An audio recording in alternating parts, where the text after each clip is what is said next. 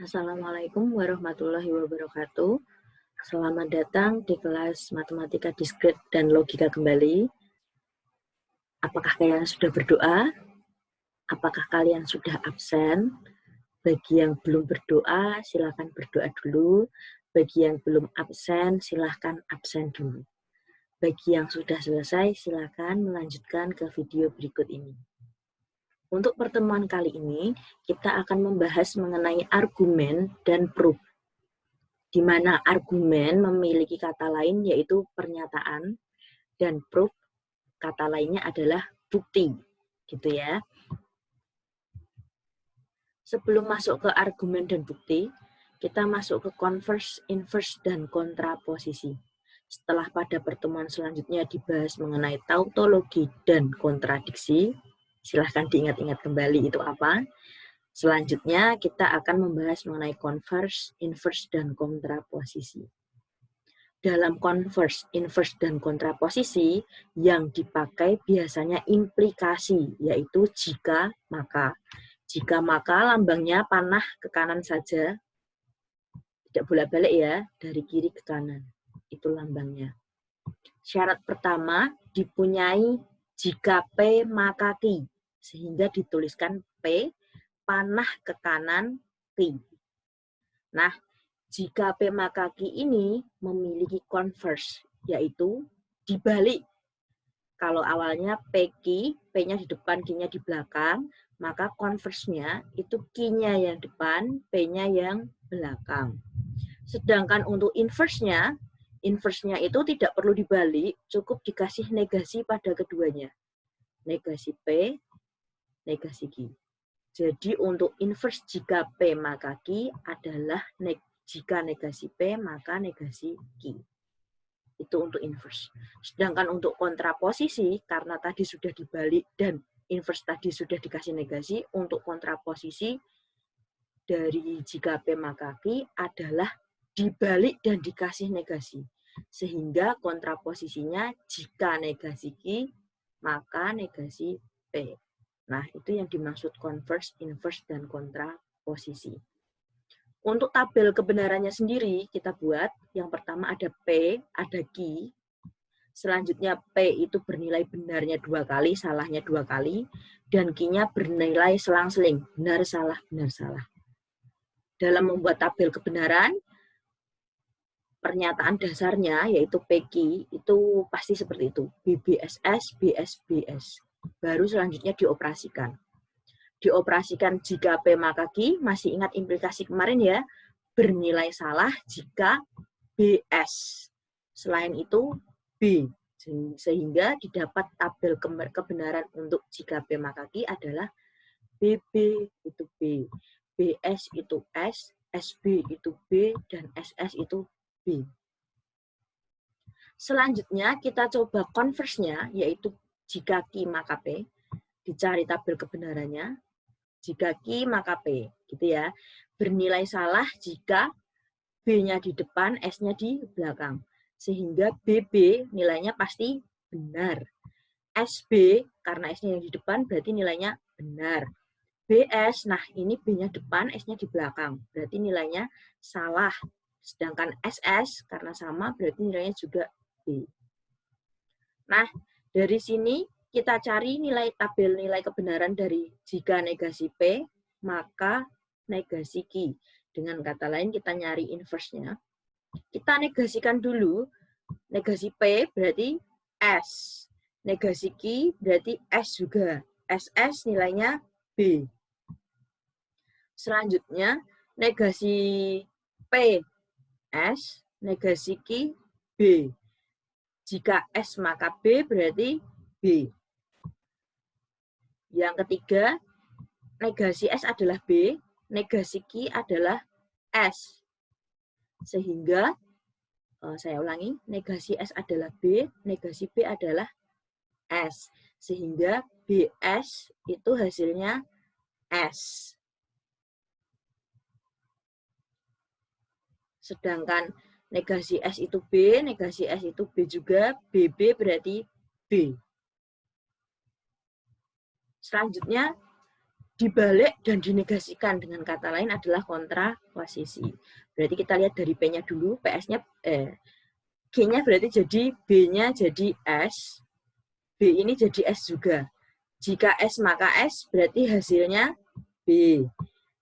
Negasi dari SB, negasi dari BS berarti jika B maka S hasilnya S. Jika S maka B hasilnya B, dan jika B maka B hasilnya juga B. Nah, dari sini diperoleh tabel kebenaran bahwa jika P maka Q, tabel kebenarannya BS BB.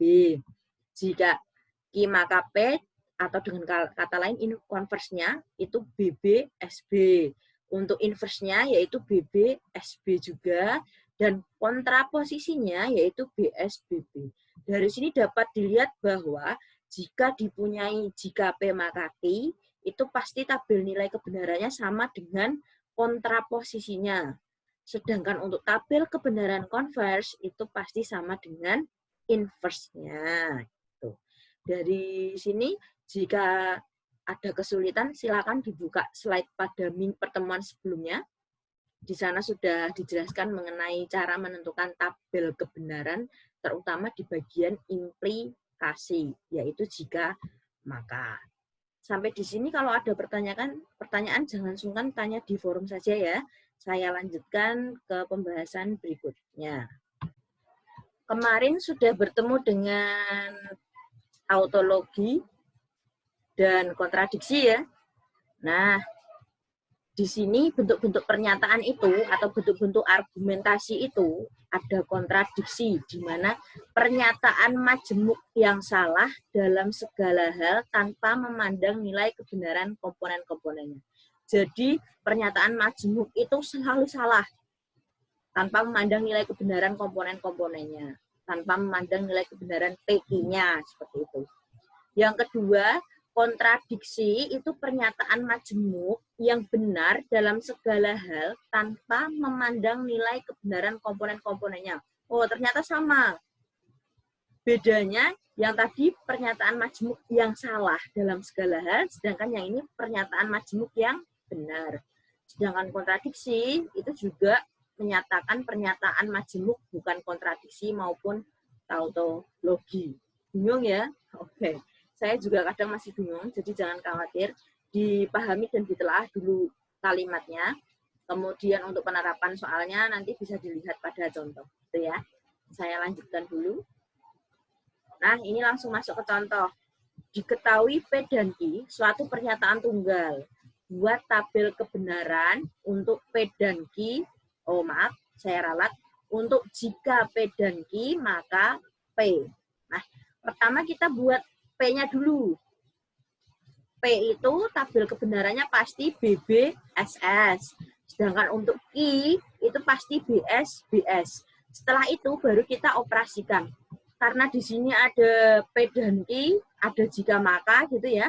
Maka yang kita operasikan terlebih dahulu adalah yang di dalam kurung. Dengan kata lain kita cari nilai kebenaran dari P dan Q. Untuk nilai kebenaran P dan Q, silakan dibuka slide pada pertemuan sebelumnya. Itu sudah dijelaskan, sudah ada juga tabel kebenaran untuk konjungsi dan implikasi. Dan ini konjungsi, panah ke kanan ini jika maka, yaitu implikasi. Nah, kita lihat PQ dan kita cari tabel kebenarannya.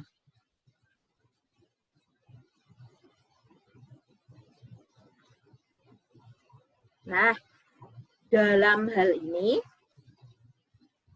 perlu diingat ya, di sini ada terjadi kesalahan pada contoh tabelnya. Di mana P dan Q untuk nilai kebenaran BB seharusnya B, benar ya. Sedangkan untuk tabel kebenaran berikutnya B dan S harusnya S. S dan B harusnya S, dan S dan S harusnya S. Nah, dari sini berarti terjadi salah soal ya. Berarti kalau salah soal seharusnya dan ini adalah atau. Nanti pada slide sudah saya benarkan dan ini menjadi atau. Karena ketika atau tabel kebenarannya salah jika keduanya bernilai salah. S.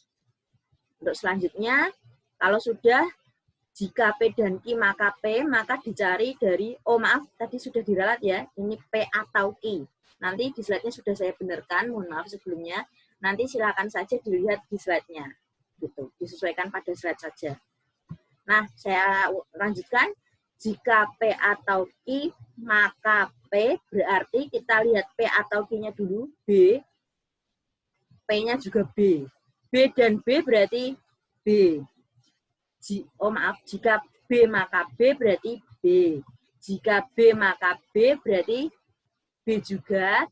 Jika B maka S sesuai dengan sifat implikasi nilai kebenarannya berarti BS S. Jika S maka S berarti B. Sehingga didapat tabel kebenaran jika P atau Q, maka P itu BB SB. Nah, dari sini P atau Q tadi sudah diralat pada slide-nya. Berarti dari sini jika P atau Q maka P merupakan suatu kontingensi. Nah, kontingensinya yang mana ya? Kan gitu. Untuk mengetahui kontingensinya yang mana, kita lihat tabel kebenaran jika P atau Q maka P itu BB SB. Kemudian kita kembali ke slide yang converse inverse kontraposisi. Tadi BB SB. BB SB ini tidak lain dan tidak bukan adalah Q, jika Q maka P. Kita lihat jika Q maka P itu adalah converse. Bisa juga BB SB itu jika P maka, oh saya ralat lagi, jika negasi P maka negasi Q. Jika negasi P maka negasi Q itu merupakan inverse. Jadi, kita kembali ke slide tadi. Jadi, untuk jika P atau Q maka P merupakan suatu kontingensi yaitu converse dan inverse. Itu maksud dari contoh ini. Untuk contoh selanjutnya akan dibahas tentang implikasi logis dan ekuivalen logis. Suatu bentuk implikasi yang merupakan tautologi disebut implikasi logis. Masih ingat tautologi? Tautologi itu yang mempunyai nilai kebenaran selalu benar. Kalau kontradiksi berarti nilai kebenarannya selalu salah gitu ya. Nah, suatu bentuk implikasi yang merupakan tautologi disebut implikasi logis. Contohnya seperti ini. Ada P, ada Q. Seperti biasa, P pasti BB, SS. Untuk Q pasti BS, BS gitu ya. Tabel kebenaran implikasinya, jika B maka B berarti hasilnya B. Jika B maka S hasilnya S, jika S maka B hasilnya B, jika S maka S hasilnya juga B. P maka Q dan P. Kita lihat P maka Q dan kita lihat tabel P. Di sini tandanya dan. Kalau dan berarti bernilai benar jika kedua nilai kebenarannya juga benar. Dalam artian P, jika P maka Q-nya mempunyai nilai kebenaran B, dan jika P mempunyai nilai B, maka B dan B pasti B. Kalau S dan B pasti S. B dan S berarti S, B dan S, S. Gitu ya. Ingat, untuk konjungsi bernilai benar jika dua pernyataan tersebut juga bernilai benar. Atau dengan kata lain BB. Selain itu salah. Setelah itu, ada lagi jika P maka Q dan P ini dalam satu kesatuan. Jadi bacanya jika P maka Q dan P maka P. Nah, bertumpuk ya. Jadi majemuknya bertingkat banget gitu. Nah, kita lihat dulu jika P maka Q dan P. Kita lihat tabelnya berarti yang ini, yang kolom keempat, sedangkan P adalah kolom pertama. Tandanya implikasi. Implikasi berarti jika B maka B, nilai kebenarannya B. Jika S maka B, nilai kebenarannya juga B. Jika S maka S, nilai kebenarannya B. Dan jika S maka S, nilai kebenarannya B. Sehingga di sini didapat bahwa pernyataan ini, sebanyak ini yang majemuk bertingkat itu, bernilai selalu benar. Dengan kata lain, jika ada pertanyaan yang panjang ini, berarti pertanyaan panjang ini merupakan tautologi yang disebut implikasi logis. Nah, untuk selanjutnya akan dibahas mengenai ekuivalen logis. Biasanya tanda tangan sama, mohon maaf, ekuivalen logis biasanya lambangnya itu sama dengan 3. Atau biasanya juga seperti tak hingga gitu, 2 kali. Ini untuk lambang ekuivalen logis.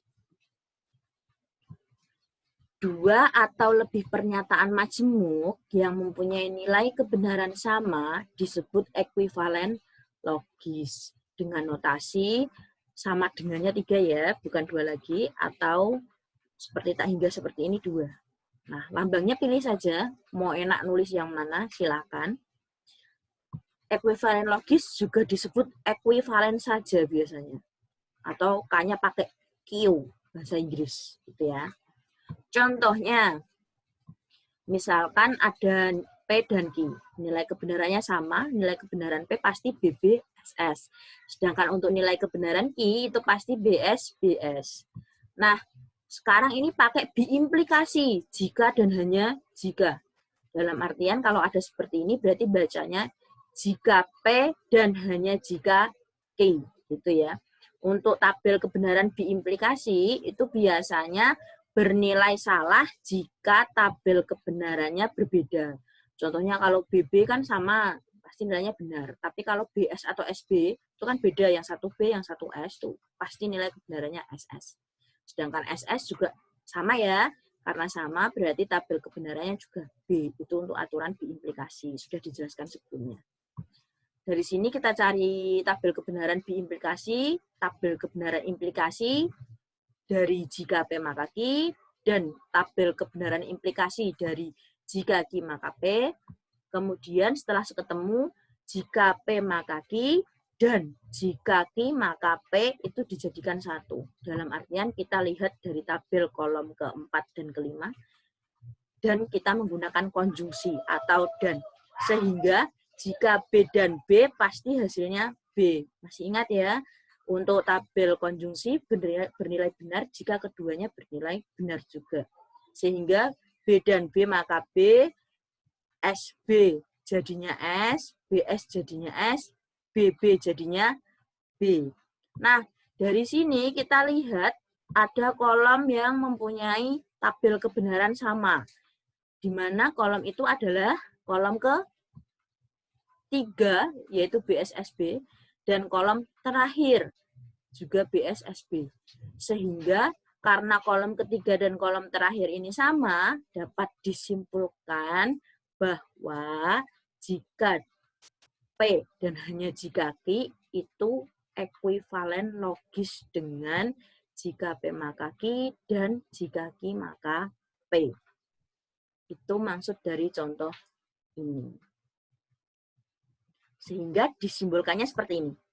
Jika P dan hanya jika Q, atau boleh juga dikatakan P jika dan hanya jika Q, itu juga bisa, itu ekuivalen dengan jika P maka Q dan jika Q maka P. Itu maksud dari ekuivalen logis. Saya ulangi ya, berarti ekuivalen logis itu adalah pernyataan majemuk, bisa 2, bisa lebih, yang mempunyai nilai kebenaran yang sama. Dalam hal ini nilai kebenaran yang samanya adalah BSSB. Tidak harus BSSB, kadang juga bisa BB semua atau SS semua gitu juga boleh. Yang penting nilai kebenarannya harus sama. Itu dikatakan ekuivalen. Untuk pernyataan majemuk sendiri, nah, itu kan tadi kita membicarakannya masalah simbol, PQ gitu ya. Kita coba dengan kalimat. Nah, kalimatnya sebagai berikut. Nah, di sini ada negasi P atau Q. Ekuivalen dengan negasi P dan negasi Q. Misalnya P itu mama mengantar adik dan Q itu saya belajar. Maka jika ada bentuk seperti ini, P atau Q, kita artikan dalam kalimat, berarti P-nya tadi adalah mama mengantar adik. Sedangkan untuk tanda V ini adalah atau ya. Untuk Q-nya sendiri melambangkan kalimat saya belajar. Sehingga kalau ada P atau Q, berarti kalimatnya menjadi mama mengantar adik atau saya belajar. Sedangkan untuk negasi dalam kurung P atau Q, itu mempunyai ekuivalen dengan negasi P dan negasi Q. Sehingga untuk kalimatnya bisa dikatakan juga mama mengantar adik kalau dinegasikan menjadi mama tidak mengantar adik. Ini lambang dan ya. Dan negasi Q, karena Q-nya saya belajar, berarti negasinya saya tidak belajar. Sehingga diperoleh untuk negasi P atau Q, itu mama tidak mengantar adik dan saya tidak belajar. Begitu juga untuk yang di bawahnya, jika P-nya itu saya naik kelas, Q-nya saya dapat hadiah, maka kalau ada pernyataan jika P maka Q, jadinya jika saya naik kelas, maka saya dapat hadiah.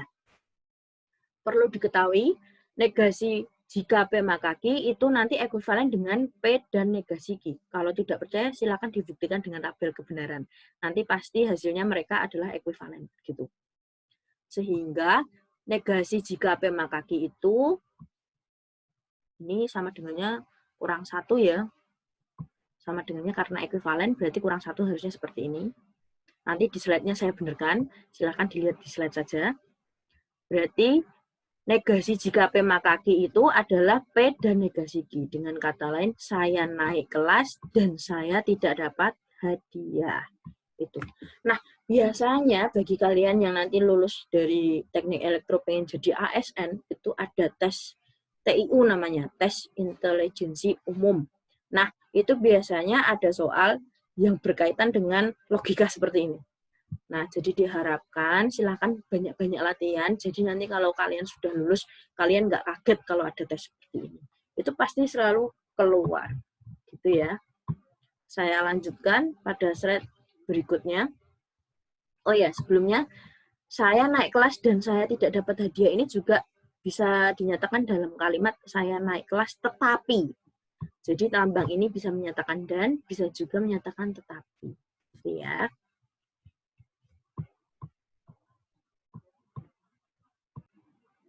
Selanjutnya, pada disjungsi dan konjungsi berlaku sifat komutatif, asosiatif, dan distributif. Ini sifat yang penting.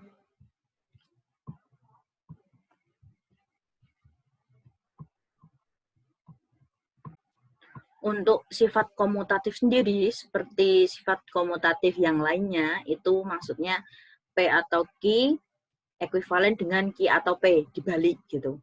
Yang depan jadi belakang, yang belakang jadi depan. Begitu juga P dan Q berarti ekuivalen dengan Q dan P. Gitu ya. Sedangkan untuk sifat asosiatif, seperti sifat asosiatif yang lain, jika ada seperti ini, P atau Q-nya dalam kurung atau R. Gitu ya. Kemudian kurungnya ini dipindah. Awalnya depan berarti jadi belakang. Itu namanya sifat asosiatif. Sedangkan untuk sifat distributif, itu ada distributif konjungsi terhadap disjungsi atau kebalikannya. Distributif konjungsi terhadap disjungsi. Wow, tulisannya sama semua ya. Nanti saya editkan di PPT-nya. Ini maksudnya distributif disjungsi terhadap konjungsi, yang bawah baru distributif konjungsi terhadap disjungsi gitu. Nah, untuk sifat distributif ini sesuai dengan namanya P atau dalam kurung Q dan R. Itu berarti bisa juga dibentuk P atau Q dalam kurung. Ini tandanya dan, berarti dan-nya dipisah P atau R. Jadi gini bentuknya. Gini, PQ dan PR. Tandanya dan. Sedangkan untuk distributif konjungsi terhadap disjungsi, itu sama, cuma bedanya di sini dibalik ya. Nah, gitu. Jadi P dan Q dalam kurung, kemudian atau P dan R dalam kurung. Nah, itu dinamakan sifat distributif. Selain ketiga sifat ini, masih ada banyak sifat atau hukum-hukum logika. Di antaranya disebut juga hukum-hukum aljabar proposisi. Ini hukumnya pasti ya. Jika ada suatu P atau F, itu pasti hasilnya P. Tetapi P dan T, itu juga hasilnya pasti P. Gitu.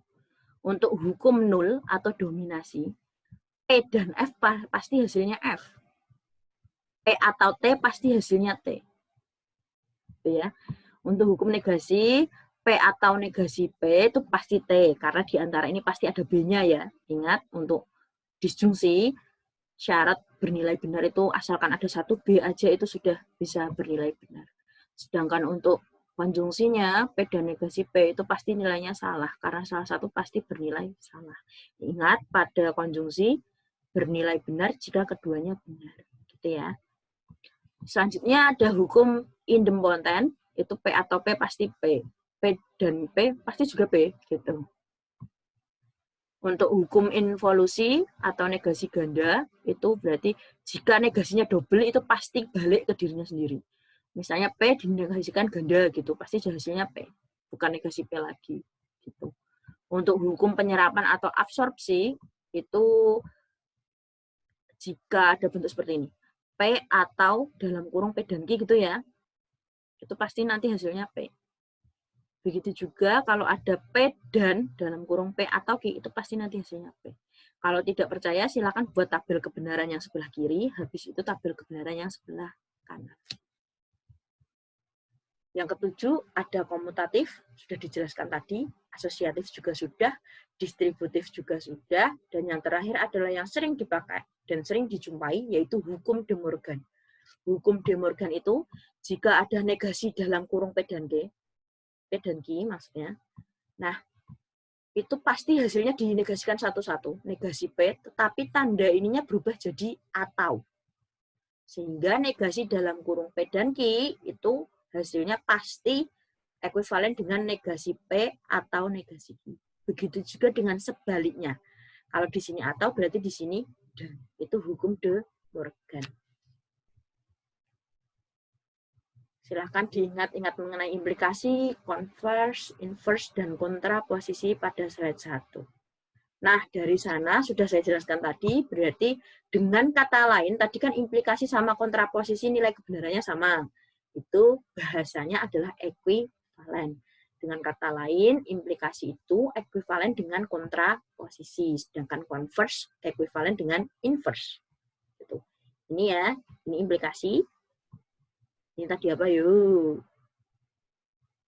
Ini converse-nya, ini inverse-nya, dan ini kontraposisi.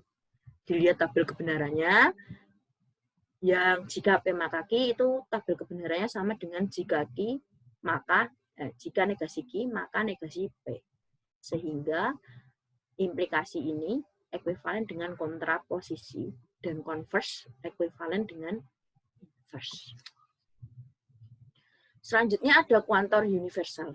Kuantor universal itu misalnya untuk semua, nah, semua itu berarti semuanya ikut gitu. Itu berarti nanti namanya kuantor universal. Contohnya ini, semua siswa kelas 10 SMA 1 pandai. Itu berarti semuanya pandai, nggak ada yang bodoh gitu ya. Kata semua atau setiap merupakan kuantor universal atau umum. Lambang dari kuantor universalnya itu A kebalik. Gitu. Ini bacanya untuk setiap atau semua X. Gitu. Ini bacanya untuk semua X berlakulah PX. Atau bisa juga untuk setiap X berlakulah PX. Kalau seperti ini berarti untuk setiap atau untuk semua X anggota S berlaku PX. Itu untuk kuantor universal. Sedangkan kalau misalnya tidak semuanya ya berarti ada beberapa. Nah, itu namanya eksistensial. Beberapa ada itu. Berarti eksistensial namanya. Berarti tidak semuanya pintar gitu, berarti ada atau beberapa tidak pintar. Dengan kata lain, beberapa siswa kelas 10 SMA 1 pandai, berarti ada yang bodoh gitu ya. Kata beberapa atau ada itu namanya kuantor eksistensial atau khusus atau keberadaan, ada gitu. Contoh, himpunan semua siswa SMA di Jakarta. A. Himpunan semua siswa SMA 1. B. Himpunan semua siswa kelas 10 SMA 1 yang pandai. Pernyataan. Beberapa siswa kelas 10 SMA 1 pandai dapat dituliskan dengan beberapa, berarti ada kebalik. Nah, kalau semua A kebalik, kalau kebalik gitu ya. Bacanya terdapat atau ada X di mana X itu anggota A dan X anggota B. Itu untuk lambangnya. Jadi kalau misalnya dalam orang matematika gitu ya, kalau kalian atau orang bahasa gitu nulis surat cintanya itu kan panjang gini. Kalau orang matematika singkat aja, pakai lambang. Dan spesialnya kalau orang bahasa itu biasanya surat cintanya bisa dibaca publik. Tapi kalau orang matematika hanya orang matematika yang tahu. Dan Tuhan yang tahu tentu saja ya. Jadi tidak semuanya tahu. Nah, itu membacanya. Selanjutnya ada ingkaran pernyataan berkuantor. Namanya kuantor tadi. Kuantor universal dan eksistensial. Ingkarannya untuk semua itu pasti ingkarannya terdapat. Terdapat kemudian dinegasikan, jangan lupa. Begitu juga terdapat itu negasinya untuk semua dan pernyataannya itu dinegasikan juga. Gitu. Jadi kalau ada negasi seperti ini, negasinya itu masuk untuk P, sedangkan tanda ini berubah. Gitu. Begitu juga dengan ini. Negasinya untuk P, gini ya. Sedangkan tanda terdapatnya jadi semuanya jadi terdapat. Itu untuk ingkaran. Contoh. Semua siswa 1 rajin. Semua siswa kelas 1 mungkin ya maksudnya. Nanti saya ganti. Semua siswa kelas 1 rajin belajar. Berarti ingkarannya semua berarti negasinya adalah ada atau beberapa. Siswa kelas 1 rajin belajar. Negasinya siswa kelas 1 yang tidak rajin belajar.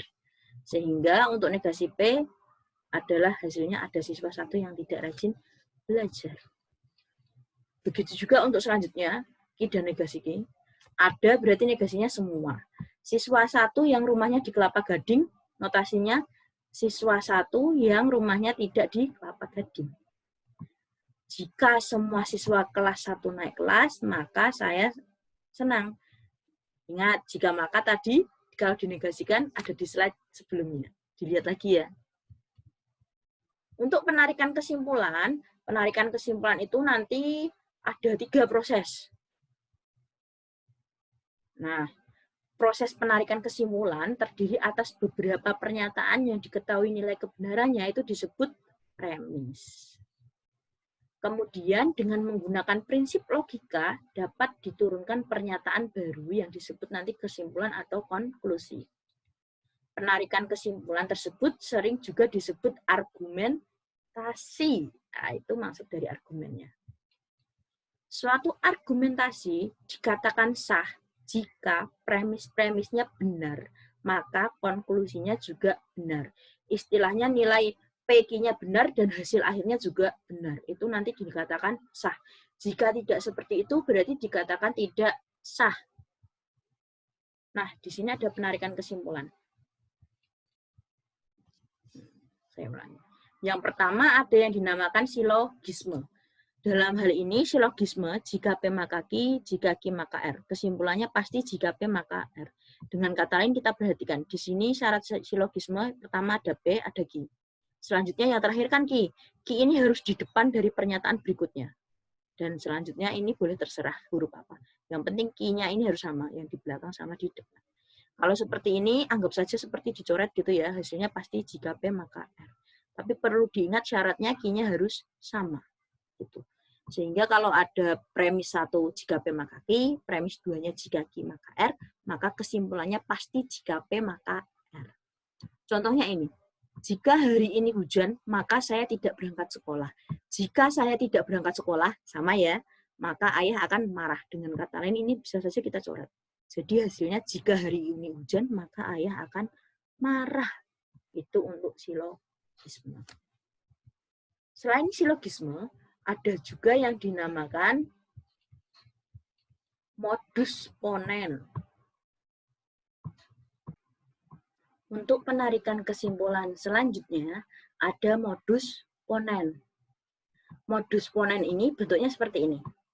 Jika P maka Q. Depannya apa? P ya. Berarti premis keduanya yang depan, P. Gitu. Pasti kesimpulannya nanti atau konklusinya adalah yang belakang, Q. Tetapi tidak bisa dibalik. Misalnya jika P maka Q, di sini Q, terus di sini P, itu tidak bisa.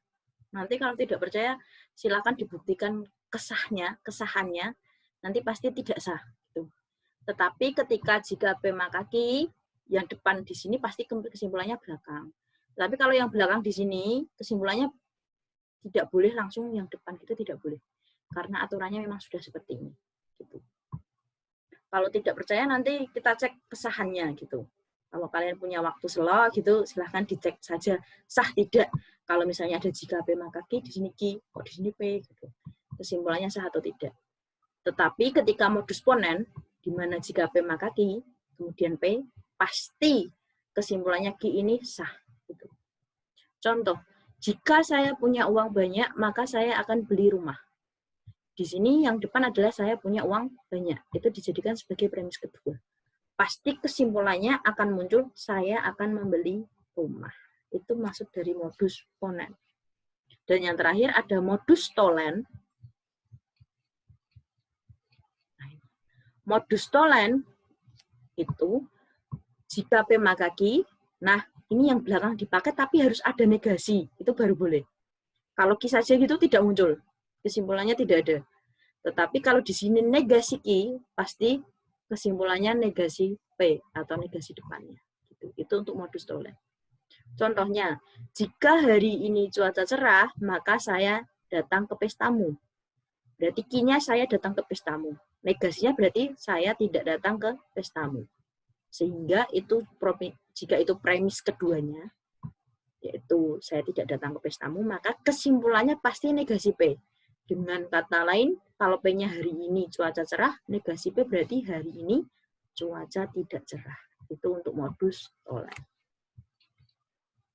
Suatu argumentasi dikatakan sah jika, perlu diingat ya, konjungsi dari premis-premisnya berimplikasi dengan konklusinya, merupakan tautologi. Maksudnya gimana? Kita lihat ke contoh. Nah, periksa sah atau tidak argumentasi berikut ini. Jika hari sedang turun hujan, maka pejalan kaki memakai payung. Dalam hal ini berarti P-nya adalah hari sedang turun hujan. Sedangkan Q-nya adalah pejalan kaki memakai payung.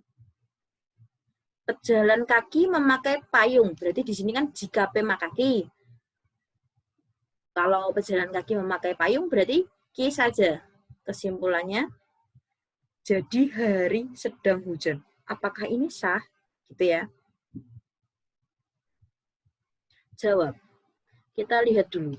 PQ, implikasinya pasti BSBB. Nah, tadi kesimpulannya ini ya. Ini saya jelaskan dulu. Kita lihat di bagian jika P maka Q. Berarti kita lihat ini.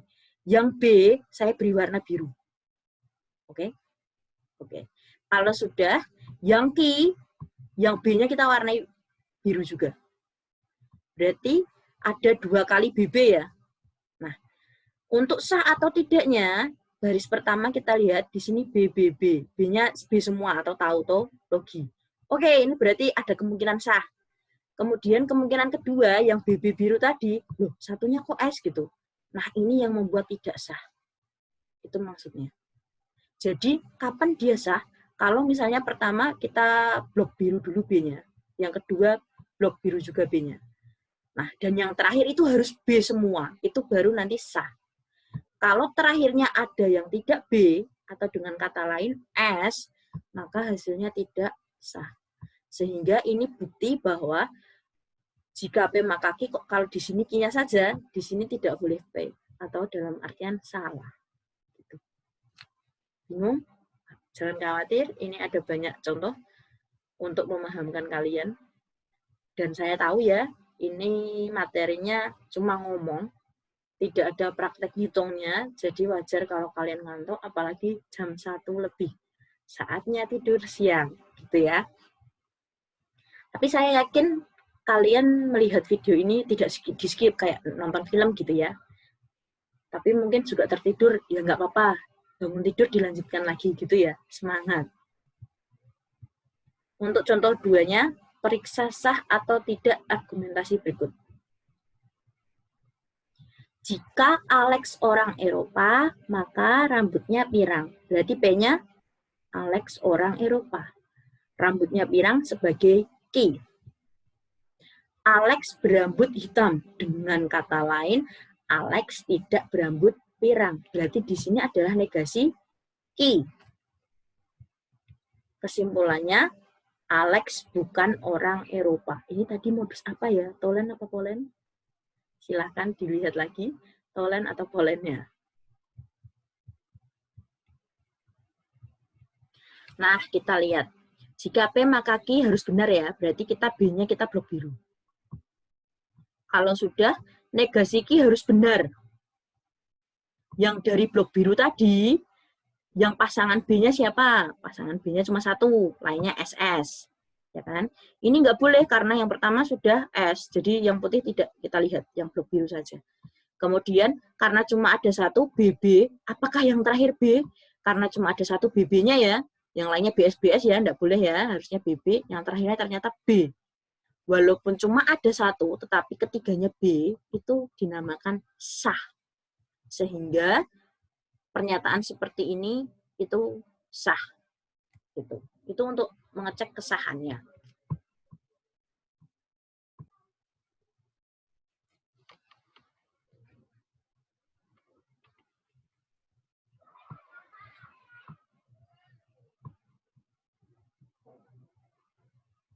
Nah, untuk selanjutnya, kita lihat dulu.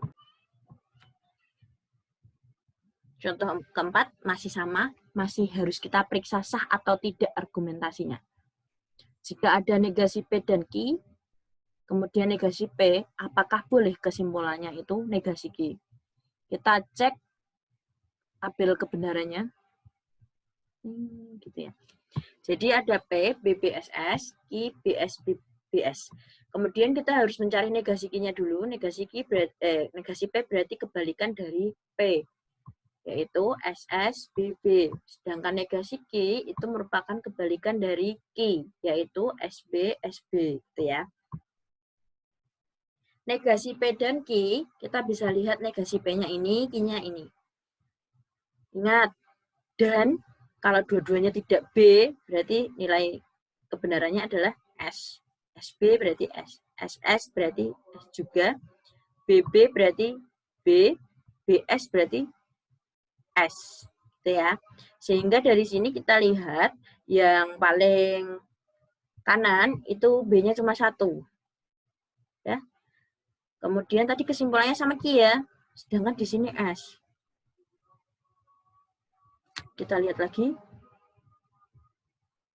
Dan di situ ada negasi P.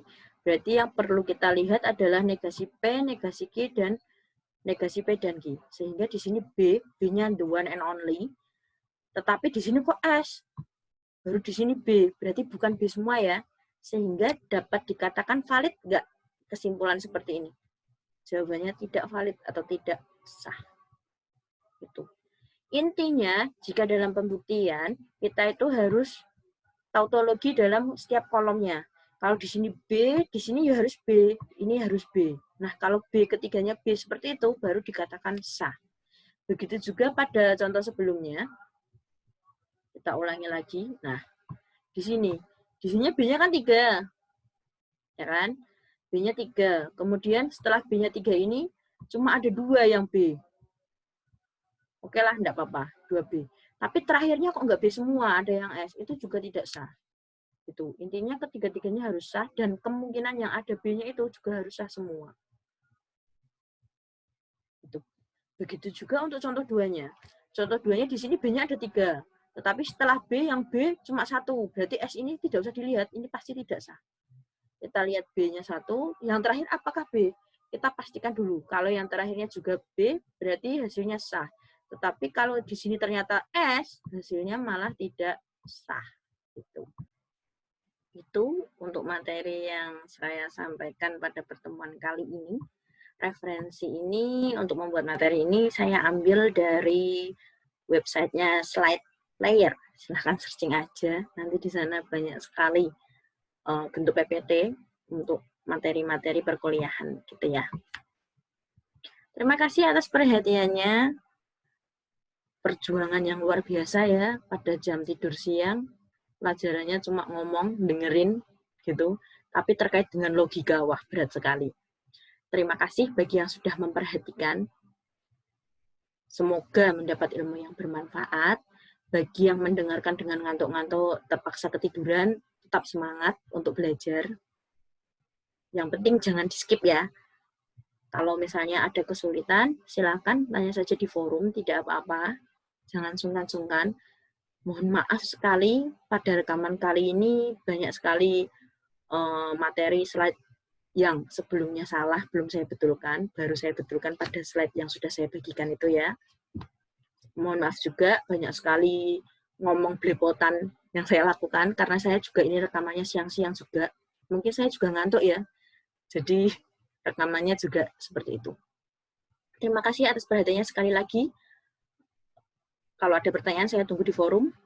Dan yang terakhir dari saya, nanti di akhir kuliah ada tugas 2 di Google Classroom. Silahkan ditunggu, nanti 3:30 akan publish. Biasanya sih kalau dari Classroom-nya sudah saya jadwalkan 3:30 gitu, tapi publish-nya biasanya telat 4 menit. Saya juga nggak tahu kenapa, karena mungkin waktu yang saya pilih Jakarta apa ya, jadinya gitu. Mungkin terlambatnya 4 menit, sekitar itulah. Atau mungkin waktu saya yang terlalu cepat, jadinya terlambat 4 menit. Kalau ada yang ditanyakan, silakan tanya di forum. Jangan lupa, masih ada tugas 2. Saya akhiri sekian. Selamat belajar. Wassalamualaikum warahmatullahi wabarakatuh.